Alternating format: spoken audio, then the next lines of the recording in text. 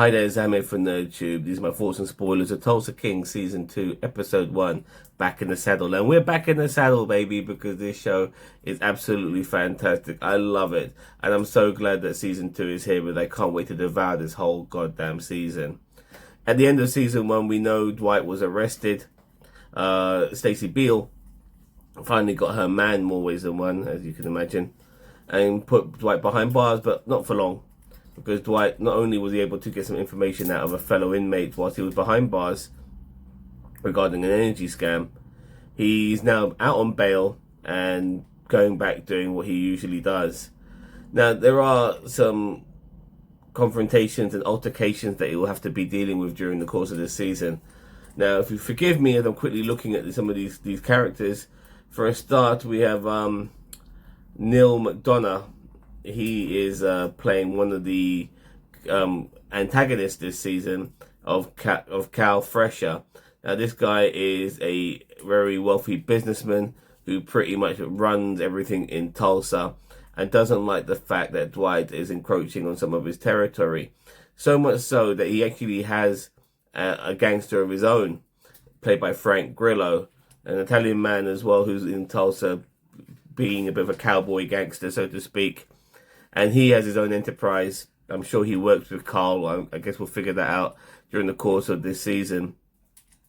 But regardless, once Frank Grillo's character finds out that Dwight's in town and he's doing all type manners of gangsterish activities on his territory, I'm sure they're going to be coming to a head. And that's going to be something I'm looking forward to during the course of this season. But there's still some ghosts of the past as well. Now, as I scroll through this, for a start, Armand Trucy, who is part of Dwight's crew, he's going through a lot of shit at this moment in time, and he's somebody, in my opinion, who could fracture and fall and may end up backstabbing Dwight, considering the shit he's gone through with Dwight recently. Even though him and Dwight have kind of buried the hatchet, so to speak, Armand's life has kind of changed for the worse as far as he's concerned, but he's lost his family.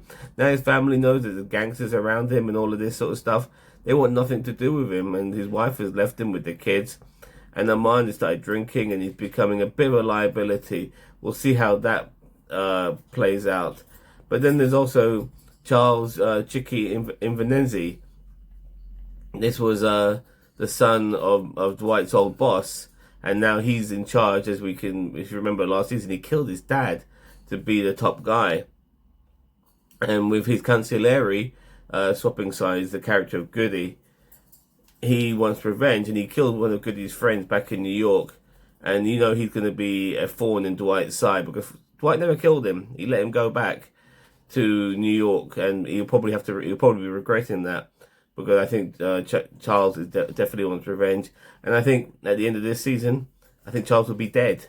Because there's no way that Dwight is going to let Charles Invenenzi live again if he comes after him for a second time. So yeah, there's a lot going on with him as well. And I know that's going to be playing a big part for future events. But this particular episode was just basically laying out the foundations for this season. We have a new bodyguard. His name is Bigfoot. He's like a big, gentle giant who knows how to not be gentle when he needs to be. Well-spoken, well-mannered, but at the same time, very intimidating looking and can kick ass when he has to. And he's now become Dwight's personal bodyguard. Some of the usual original players are back. Bodie's still there. Keller's still there. And obviously Tyson is still around. So I'm looking forward to seeing all of these characters coming together with shenanigans. The weed market, the weed business is doing well. And obviously Dwight is trying to reconnect with his daughter as well. So things are starting to look a little bit up as far as Dwight is concerned. And I hope it does look up for him, because he's one of those likable gangsters. And I like him very much. And he has no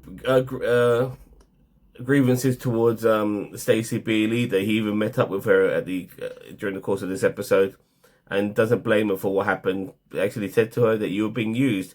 it's obvious that Dwight is still trying to manipulate her in a way and possibly bring her to his side. We'll see how that pans out. Anyway, fantastic start to this season. 9 out of 10, as far as I'm concerned. I just love this shit. Just love seeing Sylvester Stallone be this gangster. He's such a great actor. I think people don't give him enough credit for what a phenomenally good actor Sylvester Stallone is, and he really plays this role, knocks out the fucking park. Yeah, more of this to come. I'm looking forward to it. Let me know what you think. Don't forget to like, share, subscribe to NerdTube, the greatest social media channel you never heard of, on various platforms, including TikTok as well as YouTube. So check us out and subscribe to everything that we are. Bye-bye.